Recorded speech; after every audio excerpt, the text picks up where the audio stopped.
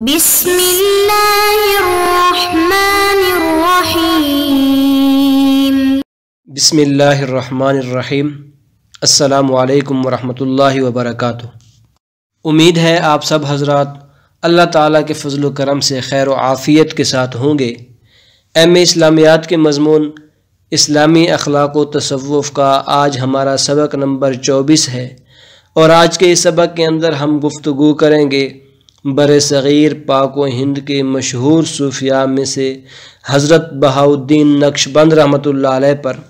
عزیز طلباء کرام، آج کا سبق شروع کرنے سے پہلے ایک مرتبہ پچھلے سبق کا خلاصہ دیکھ لیتے ہیں۔ پچھلے سبق کے اندر ہم نے حضرت مجدد الفسانی رحمۃ اللہ علیہ کے حوالے سے گفتگو کی تھی، اور اس کے اندر مندرجہ ذیل باتوں کا تذکرہ کیا تھا۔ آپ رحمۃ اللہ علیہ کا نام و نسب کیا ہے، آپ کی ولادت کب ہوئی، آپ کی ابتدائی تعلیم و تربیت اور آپ کی روحانی تربیت کیا تھی، اور آپ کے معمولات کیا تھے، اور حالات زمانہ میں آپ رحمۃ اللہ علیہ کا کیا کردار تھا، آپ کی تعلیمات تزکیہ کیا ہیں، اور آخر میں آپ رحمۃ اللہ علیہ کی وفات کا تذکرہ کیا تھا۔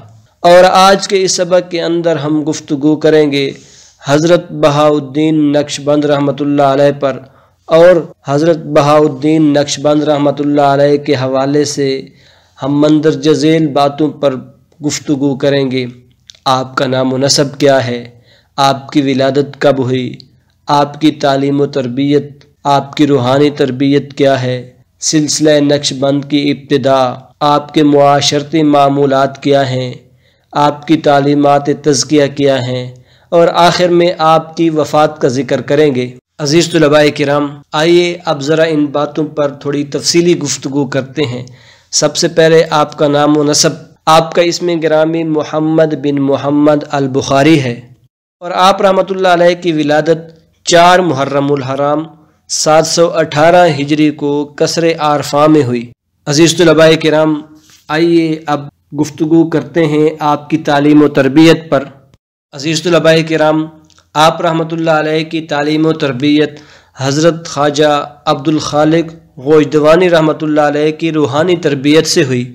آپ رحمۃ اللہ علیہ اپنے حال کے بارے میں بتاتے ہیں کہ غلبہ حال کی وجہ سے میں بخارا کے مختلف مزاروں پر چکر لگایا کرتا تھا۔ فرماتے ہیں کہ ایک مرتبہ ایسا ہوا کہ میں مزاروں پر چکر لگا رہا تھا، جس مزار پر بھی جاتا دیکھتا کہ چراغ تیل سے بھرا ہوا ہے لیکن ٹمٹما نہیں رہا، اور یوں محسوس ہوتا تھا کہ بتی کو ذرا باہر نکالنے کی ضرورت ہے تاکہ تیل سے باہر آ جائے اور خوب روشن ہو جائے۔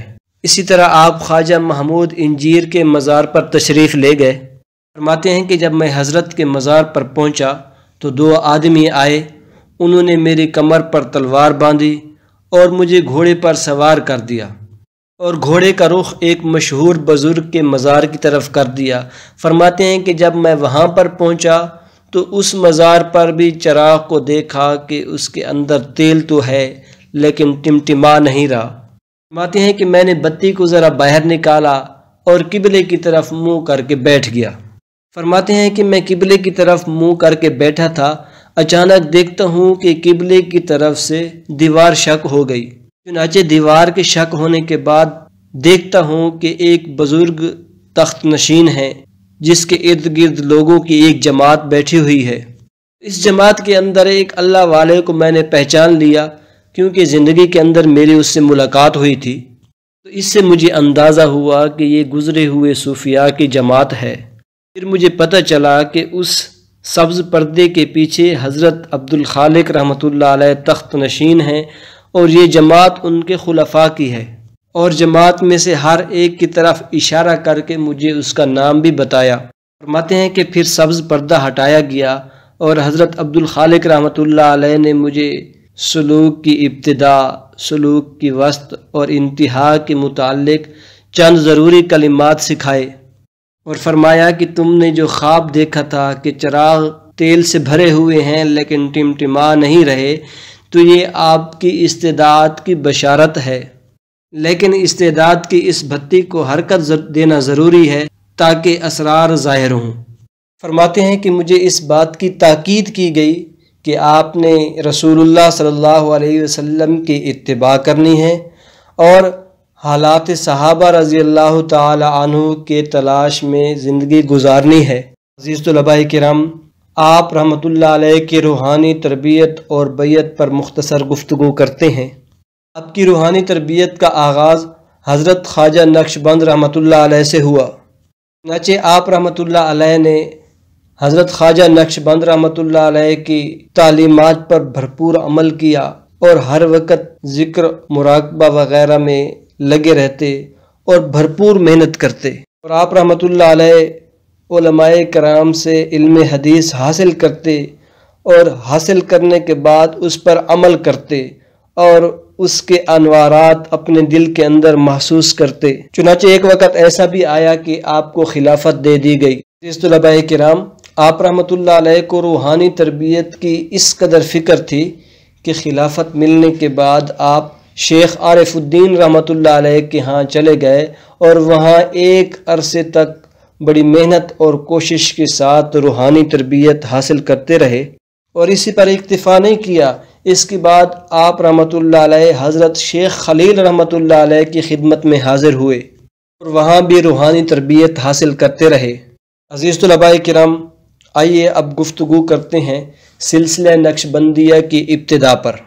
عزیز طلباء کرام، حضرت خواجہ نقش بند رحمۃ اللہ علیہ نے جب لوگوں کو غاروں کے اندر، گوشہ نشینی کے اندر عبادت کرتے ہوئے دیکھا اور امت کی کمزوری کو دیکھا تو اللہ سے دعا کی کہ یا اللہ، یہ امت کمزور ہو گئی ہے، اپنے تک پہنچنے کے لیے کوئی ایسا آسان راستہ بتا دے کہ جس کے ذریعے آپ تک جلد از جلد پہنچا جا سکے۔ چنانچہ 15 دن تک آپ سجدے کی حالت میں گریہ اور زاری کرتے رہے اور ضروری حاجت کے علاوہ اپنے حجرے سے باہر تشریف نہیں لاتے تھے۔ چنانچہ 15ویں روز ہاتف غیبی سے آواز آئی کہ اے محمد، ہم تجھے وہ طریقہ عطا کرتے ہیں جو ہمارے محبوب صلی اللہ علیہ وسلم کے صحابہ کا طریقہ ہے۔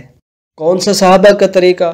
یعنی وقوف قلبی اور اتباع سنت کا اہتمام۔ چنانچہ آپ نے اللہ رب العزت کا شکریہ ادا کیا اور اس طریقے کو رائج کیا، اور اللہ رب العزت نے اس کو اتنی ترقی عطا فرمائی کہ روم، شام، عرب، بخارا، ترکستان، کابل، چین، بر صغیر تک یہ سلسلہ پھیل گیا۔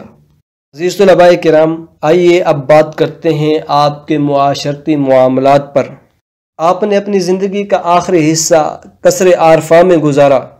آپ رحمۃ اللہ علیہ کے جو روزمرہ کے نمایاں پہلو ہیں، ان میں سے سب سے نمایاں پہلو خدمت خلق تھا۔ رحمۃ اللہ علیہ کے اندر خدمت خلق کا جذبہ اس قدر تھا کہ آپ جانوروں اور پرندوں کی بھی دیکھ بھال کیا کرتے تھے۔ سڑکوں کی مرمت کروانا آپ کے خصوصی مشاغل میں سے تھا۔ پیشے کے اعتبار سے آپ رحمۃ اللہ علیہ زراعت سے منسلک تھے۔ اس پیشے کے اندر ہر لحاظ سے بڑی احتیاط سے کام کیا کرتے تھے اور اسی پیداوار سے اپنے گھر کا خرچ بھی چلاتے تھے اور لنگر کا خرچ بھی چلاتے تھے۔ آپ رحمۃ اللہ علیہ کے فقر کا یہ عالم تھا کہ آپ کے پاس ذاتی مکان نہیں تھا۔ سردیاں کیسے گزارتے؟ تو سردی میں فرش پر گھاس بچھا دیتے تھے اور اس پر سو جاتے تھے، اور گرمی کے موسم کے اندر بوریے کا بستر ہوا کرتا تھا۔ عزیز طلباء کرام، آپ رحمۃ اللہ علیہ اپنے گھر کا کام کاج خود کیا کرتے تھے اور مہمانوں کا بڑا اکرام کرتے تھے، اور کھانے کے اندر حلال کھانے پر خصوصی توجہ فرمایا کرتے تھے، تاکہ اگر کسی چیز کے اندر تھوڑا سا شبہ بھی ہوتا تو اس سے پرہیز کیا کرتے تھے۔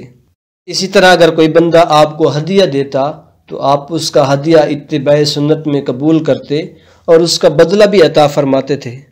عزیز طلباء کرام، آئیے اب گفتگو کرتے ہیں آپ کی تعلیمات تزکیہ پر۔ رحمۃ اللہ علیہ فرماتے تھے کہ ہمارا طریقہ صحبت ہے، خلوت نہیں ہے، کیونکہ خلوت کے اندر شہرت ہوتی ہے اور شہرت ہمارا مقصود نہیں ہے۔ رحمۃ اللہ علیہ فرماتے کہ اللہ تک پہنچنے کے راستے بڑے ہیں، لیکن ہمارے نزدیک اللہ تعالیٰ تک پہنچنے کا سب سے جو قریب ترین راستہ ہے وہ اپنے وجود کی نفی ہے۔ فرماتے کہ تیرا حجاب تیرا وجود ہے۔ عزیز طلباء کرام، آپ رحمۃ اللہ علیہ مرشد کے بارے میں فرماتے کہ مرشد کے لیے ضروری ہے کہ وہ طالب کے تمام حالات یعنی ماضی حال مستقبل پر مطلع ہو۔ اپنے مریدوں کو فرماتے تھے کہ مرید کے لیے ضروری ہے کہ اگر وہ کسی شیخ سے بیعت ہوتا ہے تو اسے چاہیے کہ اپنے زمانہ صحبت کا مقابلہ گزشتہ زمانے سے کرے۔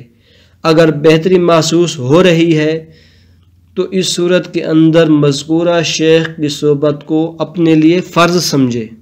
طریقت کے بارے میں آپ فرماتے کہ طریقت سب ادب ہی ادب ہے۔ فرماتے کہ اللہ تعالیٰ کی طرف نسبت ادب یہ ہے کہ اللہ تعالیٰ کے احکامات کی تعمیل کی جائے، اور رسول پاک صلی اللہ علیہ وسلم کی طرف نسبت ادب یہ ہے کہ آپ صلی اللہ علیہ وآلہ وسلم کی اتباع کی جائے، اور شیخ کی طرف نسبت ادب یہ ہے کہ مشائخ اتباع سنت کی وجہ سے لوگوں کو رائے حق کی طرف بلانے کے مرتبے پر پہنچے ہیں۔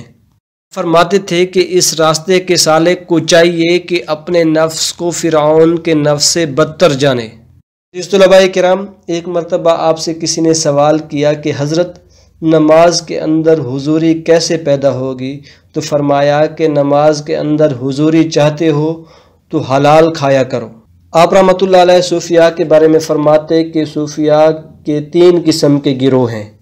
پہلا گروہ مقلہ ہے، یعنی اپنی شیخ سے سنی ہوئی بات پر عمل کرنے والا۔ دوسرا گروہ کامل ہے، یعنی فیض رسانی میں اپنی ذات سے تجاوز نہیں کر سکتا۔ تیسرا گروہ مکمل ہے، یعنی مکمل کے علاوہ کوئی تربیت کر ہی نہیں سکتا۔ آپ رحمۃ اللہ علیہ فرماتے تھے کہ 3 چیزیں ہیں: مراقبہ، مشاہدہ، محاسبہ۔ ان کے ذریعے بندہ مقصود کو حاصل کر سکتا ہے۔ آئیے اب آخر میں آپ رحمۃ اللہ علیہ کی وفات کا تذکرہ کرتے ہیں۔ چنانچہ آپ رحمۃ اللہ علیہ 791 ہجری کے اندر 73 سال کی عمر میں اس دنیا سے رخصت ہوئے۔ اللہ رب العزت آپ کی قبر پہ کروڑوں رحمت نازل فرمائے، آمین ثم آمین۔ طلباء کرام، آخر میں ایک مرتبہ آج کے سبق کا خلاصہ دیکھ لیتے ہیں۔ آج کے سبق کے اندر ہم نے حضرت بہاؤالدین نقشبند رحمۃ اللہ علیہ کے حوالے سے درج ذیل باتوں پر گفتگو کی۔ آپ کا نام و نسب کیا ہے، آپ کی ولادت کب ہوئی، آپ کی تعلیم و تربیت پر گفتگو کی، آپ کی روحانی تربیت پر بات کی، سلسلہ نقشبندیہ کی ابتدا اور آپ کے معاشرتی معاملات کیا ہیں، اور آپ کی تعلیمات تزکیہ کیا ہیں، اور آخر میں آپ رحمۃ اللہ علیہ کی وفات کا تذکرہ کیا۔ انشاءاللہ بہت جلد ہم اپنے اگلے سبق، جس کا عنوان ہے بر صغیر پاک و ہند کے مشہور صوفیاء میں سے حضرت شیخ عبد القادر جیلانی رحمۃ اللہ علیہ پر گفتگو کریں گے۔ جزاکم اللہ خیرہ۔ السلام علیکم ورحمۃ اللہ وبرکاتہ۔